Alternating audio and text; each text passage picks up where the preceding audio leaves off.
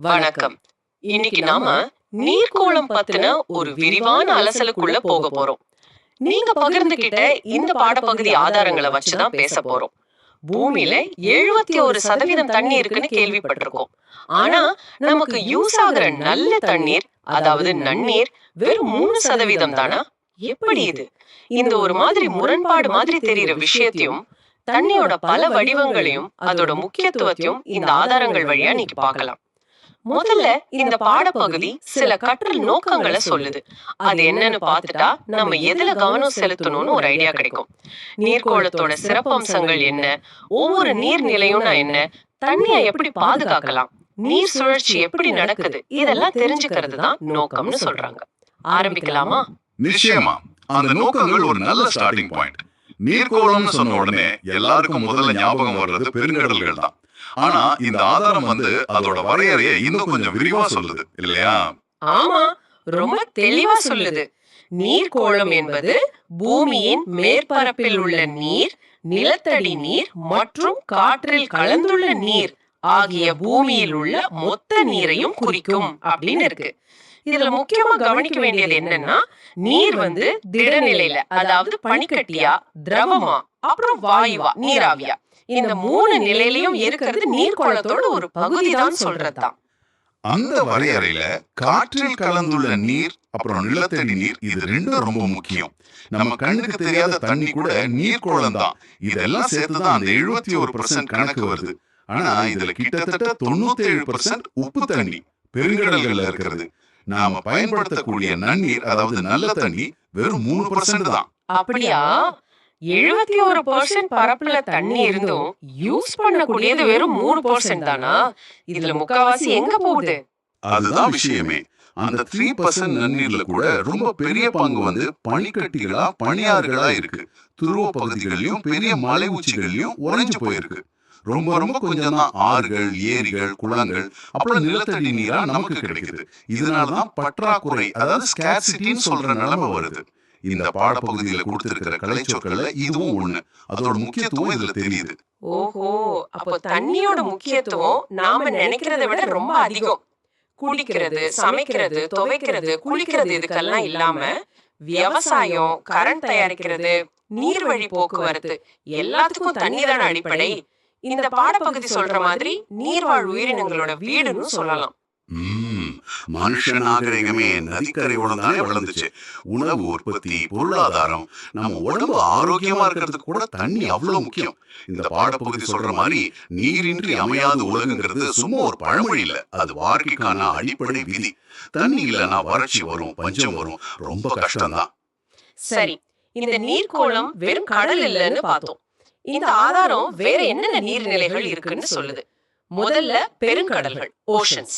ரொம்ப பெருசு, உப்பு தண்ணி, கண்டங்களை பிரிக்குது. பசிபிக், அட்லாண்டிக் மாதிரி. ஆமா. அதுக்கு அடுத்தபடியா கடல்கள், சீஸ். இது பெருங்கடலோட கொஞ்சம் சின்னது. பெரும்பாலும் நிலத்தால ஓரளவு சூழப்பட்டிருக்கும், இல்லைன்னா பெருங்கடலோட ஒரு பகுதியா இருக்கும். அரபிக்கடல் மாதிரி. அடுத்தது ஆறுகள், ரிவர்ஸ். இது பொதுவா மலையில ஆரம்பிச்சு ஓடி கடைசியில கடல்லயோ ஏரியிலயோ போய் சேரும். இயற்கையா போற நீரோட்டம், நம்ம காவிரி மாதிரி. அப்புறம் ஏரிகள், லேக்ஸ். இது 4 பக்கமும் நிலத்தால சூழப்பட்டிருக்கும்.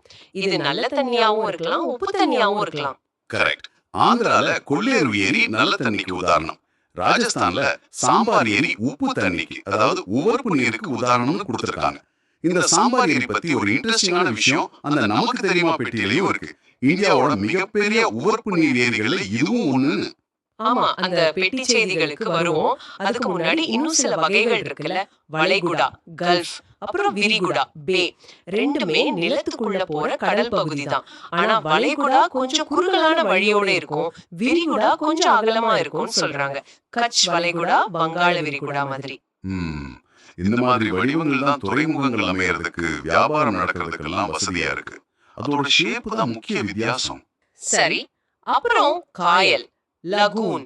இது எப்படின்னா கடல்ல இருந்து மணல் திட்டு இல்லனா பவழப்பாறை மூலமா பிரிஞ்சு போன ஆழம் கம்மியான உப்பு நீர் பகுதி. ஒடிஷால சிலிக்கா ஏரி ஒரு நல்ல உதாரணம். அடுத்து நீர்ச்சந்தி, ஸ்ட்ரெயிட். இது 2 பெரிய தண்ணி பரப்ப ஒன்னா சேர்க்கிற ஒரு குறுகலான வழி. பாக் நீர்ச்சந்தி மாதிரி. இது வங்காள விரிகுடாவையும் இந்திய பெருங்கடலையும் சேர்க்குது. ஆமா, இந்த நீர்ச்சந்திகள் கப்பல் போக்குவரத்துக்கு ரொம்ப முக்கியம். 2 கடல் பகுதியை இணைக்கிற இடமா இருக்கிறதால இதுக்கு முக்கியத்துவம் அதிகம். கடைசியா நீர்வீழ்ச்சி, வாட்டர்ஃபால், உயரமான இடத்துல மாதிரி. ஆக பெருங்கடல் ஆரம்பிச்சு நீர்வீழ்ச்சி வரைக்கும் பல தினசா நீர்நிலைகள் இருக்கு. இந்த ஒவ்வொரு வகைக்கும் அதுக்குன்னு ஒரு புவியியல் சூழல் இருக்கு, ஒரு முக்கியத்துவம் இருக்கு. இதையெல்லாம் இப்படி பிரிச்சு தெரிஞ்சுக்கிறது நீர்க்கோளத்தை நல்லா புரிஞ்சுக்க உதவும். இப்போ நீங்க சொன்னீங்களே அந்த நமக்கு தெரியுமா பெட்டி செய்திகள், அத பார்க்கலாம். முதல்ல சவக்கடல், டெட் சீல எந்த கடல்வாழ் உயிரினமும் வாழலையா, ஏன்னா தண்ணியில அவ்வளோ உப்பாம். இது நிஜமாவே ஆச்சரியமா இருக்கே. ஆமா, இல்ல பொதுவா தண்ணின்னா அங்க உயிரினம் இருக்கும்னு நினைப்போம். ஆனா இங்க பாருங்க, தண்ணியில உப்பு ரொம்ப அதிகமா இருக்கிறதால அங்க உயிரே வாழ முடியல. தண்ணியோட அந்த கெமிக்கல் தன்மை உயிரினங்கள் எங்க வாழும் எங்க வாழாதுன்னு எப்படி தீர்மானிக்குதுங்க. இது ஒரு நல்ல உதாரணம். ஆனா அடுத்த பெட்டி செய்தி பாருங்க, இதுக்கு நேர் மாறா இருக்கு. வியக்கத்தக்க உண்மை என்னவெனில், நமது பூமியில் உள்ள பல்வேறு வகையான உயிரினங்கள் அதிக அளவில் பெருங்கடல்களில் தான் வாழ்கின்றன. இது எப்படி? சவக்கடல்ல வாழ முடியல, ஆனா பெருங்கடல்ல தான் அதிக உயிரினமா? என்ன ஒரு சுவாரஸ்யமான முரண்பாடு பாத்தீங்களா? ஒரு பக்கம் எக்ஸ்ட்ரீம் உப்பு தன்மை உயிரை தடுக்குது, சவக்கடல்.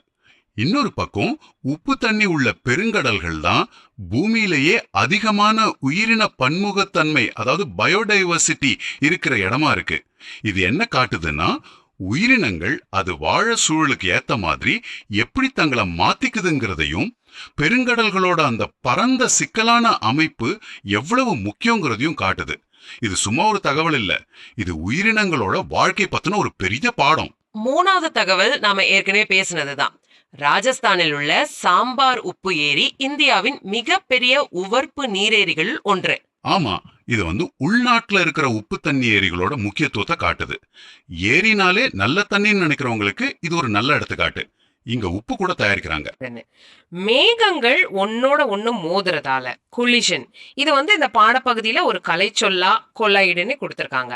அப்படி மோதும் போது நீர்த்துளிகள் பெருசாகி மழையாவோ பனியாவோ கீழே வருது. இந்த முழு நிகழ்வு பினாமினன், இதுவும் ஒரு கலைச்சொல். இதுதான் மழை பொழிவு. ஆமா, அந்த மோதுதல் கொலிஷன்ங்கிறது மேகத்துல இருக்கிற சின்ன சின்ன நீர்த்துளி பனித்துகள் எல்லாம் ஒன்னா சேர்ந்து கொஞ்சம் பெருசாகிறது. அப்படி பெருசாகி கனம் அதிகமானதும் புவியீர்ப்பு விசையால அது கீழே விழுது. அப்படி விழுகிற மழை தண்ணி என்ன ஆகுது? அது நிலத்துக்கு மேல ஓடுனா அது வழிந்தோடுதல், ரன் ஆஃப். நிலத்துக்கு ஊறி போனா அது உறிஞ்சுதல், இன்ஃபில்ட்ரேஷன். இந்த ரெண்டுமே வழிந்தோடுறதும் உறிஞ்சுறதும் ரொம்ப முக்கியம். வழிஞ்சோடுற தண்ணி தான் ஆறுகளையும் ஏரிகளையும் நிரப்புது. உறிஞ்சப்படுற தண்ணி நிலத்தடி நீரை மறுபடியும் ரீசார்ஜ் பண்ணுது. இந்த சுழற்சி, அதாவது ஆவியாகிறது, மேகமாகிறது, மழையா பெய்யறது, வழிஞ்சோடுறது, உறிஞ்சிருது, இது தொடர்ந்து நடந்துட்டே இருக்கிறதால தான் அந்த அரிதான 3% நன்னீர் நமக்கு மறுபடியும் கிடைக்குது. இது நின்னு போச்சுன்னா வறட்சி மாதிரி பிரச்சனைகள் வரும். ஓஹோ, இந்த பின்னணியில தான் தண்ணிய சேமிக்கணும், பாதுகாக்கணும்னு சொல்றாங்க. பக்கம் 1.12ல பார்த்தா ஸ்கூல்ல மழைநீர் சேகரிப்பு திட்டம் அமைக்க சொல்ற ஒரு செயல்பாடு கொடுத்திருக்காங்க. நடைமுறையில அதோட அவசியத்தை சொல்ற மாதிரி. ஆமா, அந்த 3% நன்னீர் பற்றாக்குறை, அதாவது ஸ்கார்சிட்டியை நினைச்சு பார்த்தா ஒவ்வொரு சொட்டு தண்ணியை சேமிக்கிறது எவ்வளவு முக்கியம்னு புரியும். தண்ணியை வீணாக்காம மாசுபடுத்தாம பாத்துக்க வேண்டியது ரொம்ப அவசியம். மழைநீர் சேகரிப்புங்கிறது அந்த சுழற்சியில நமக்கு கிடைக்கிற தண்ணியை நேரடியா புடிச்சு வைக்கிற ஒரு வழி. சரி, கடைசியா இந்த பாடப்பகுதியில சில மதிப்பீட்டு கேள்விகள் கொடுத்திருக்காங்க. நாம பேசினதெல்லாம் சரியா புரிஞ்சிருக்குமான்னு பாத்துக்கிறதுக்கு அதுல என்ன இருக்கு? அதுல பல வகை கேள்விகள் இருக்கு. சரியான விடையை தேர்ந்தெடு மாதிரி கேள்விகள்ல நீர்க்கோளம்னா என்ன, தண்ணியோட 3 நிலை, திடம், திரவம், வாயு, இந்த மாதிரி அடிப்படை விஷயங்களை சோதிக்கிறாங்க. அப்புறம் பொறுத்துக இருக்கு. இதுல நாம பேசின பனியாறு, பசிபிக் பெருங்கடல், பாக் நீர்ச்சந்தி, சாம்பார் ஏரி, சிலிக்கா ஏரி மாதிரியான நீர்நிலைகளை அதோட தன்மைகளோட நன்னீர், பெருங்கடல், நீர்ச்சந்தி, உவர்ப்பு நீர், காயல் சரியா பொறுத்து சொல்லுது. சரியாத வர கேள்விகள்ல பூமியில இருக்கிற தண்ணியில எவ்வளவு உப்பு நீர், 97%, கடல் தண்ணி இனிப்பா இருக்குமா, தண்ணிய சேமிக்கணுமா வேண்டாமா, இந்த மாதிரி முக்கியமான உண்மைகளை சரிபார்க்க வைக்கிறாங்க. அப்புறம் நீர்க்கோளம்னா என்ன, ஏன் முக்கியம், என்னென்ன நீர்நிலைகள் இருக்குன்னு கேக்குற கேள்விகள் இருக்கு. கொஞ்சம் விரிவான பதிலளிக்கிற பகுதியில நீர் சுழற்சி எப்படி நடக்குது, தண்ணியை எப்படி சேமிக்கலாம், அதனால என்ன நன்மைன்னு கேக்குறாங்க. இதெல்லாம் பாடத்தோட மைய கருத்துக்களை நல்லா புரிஞ்சுக்க உதவும். ஆக இந்த பயிற்சிகள் மார்க்குக்காக மட்டுமில்ல, இந்த பாடம் சொல்ல வந்த விஷயங்களை, அந்த கற்றல் நோக்கங்களை நாம அடைஞ்சிட்டோமான்னு நாமளே டெஸ்ட் பண்ணிக்க ஒரு வாய்ப்பு. அப்போ இந்த விரிவான அலசல்ல நீங்க கொடுத்த இந்த ஆதாரங்களை வச்சு நீர்க்கோளம்னா என்ன, அதோட பரந்த அர்த்தம், பூமியில 71% தண்ணி இருந்தாலும் ஏன் 3% நன்னீர் தான், அதுலயும் பற்றாக்குறை ஏன் வருதுன்னு பார்த்தோம். நம்ம அன்றாட வாழ்க்கைக்கும் பூமிக்கும் தண்ணி எவ்வளவு முக்கியம், பெருங்கடல் தொடங்கி நீர்வீழ்ச்சி வரைக்கும் என்னென்ன வகையான நீர்நிலைகள் இருக்கு, அதோட குணங்கள் என்ன, நீர் சுழற்சியில சில முக்கியமான படிகள் என்ன, குறிப்பா அந்த மோதுதல் நிகழ்வு மாதிரி கலை சொற்களோட பார்த்தோம். அப்புறம் தண்ணிய பாதுகாக்க வேண்டிய அவசர தேவையும் புரிஞ்சுக்கிட்டோம். அந்த நமக்கு தெரியுமா செய்திகள் சில ஆச்சரியமான தகவல்களையும் கொடுத்துச்சு. ஆமா, நாம இன்னைக்கு பேசினதுல பெருங்கடல்கள தான் ரொம்ப அதிகமான உயிரினங்கள் வாழுதுங்கிற அந்த வியக்கத்தக்க உண்மையையும் பக்கம் 115 பார்த்தோம். ஆனா யோசிச்சு பாருங்க, பெருங்கடல்களோட ரொம்ப பெரிய பகுதி, குறிப்பா ரொம்ப ஆழமான இருட்டான பகுதிகள் இன்னும் மனுஷனால முழுசா ஆராயப்படாம இருக்கு.